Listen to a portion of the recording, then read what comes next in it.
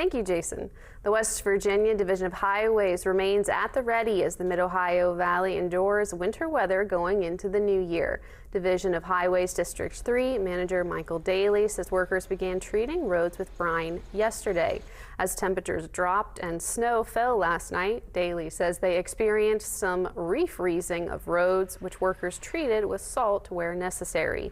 Since yesterday, Daly says they have been monitoring conditions and treating roads continuously and will keep doing so as winter weather continues overnight. With more winter weather expected overnight, Daly encourages you to use caution and plan ahead.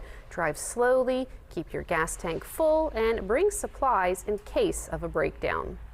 Be ready to go if you're going somewhere. You know, we're into the New Year's Eve celebrations this evening. Be prepared for bad weather. Best thing I can tell you, the safest thing is stay home to be the safest. He adds that the DOH's equipment is in good condition and its supplies of salt and brine are still well stocked for the winter months ahead.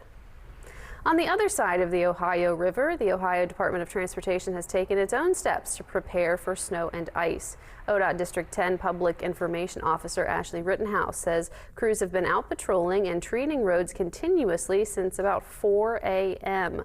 Crews will continue to be active through the rest of the day into the night and during New Year's Day. With those crews busy on the roads, Rittenhouse urges drivers to use caution and give workers and their vehicles plenty of space. We just ask that people give themselves extra time to get where they're going and drive for the conditions that they're in. And if they do see our folks out there, to please just give them room. Rittenhouse says 20 ODOT plow trucks have been struck statewide this winter. She says many of those incidents are preventable.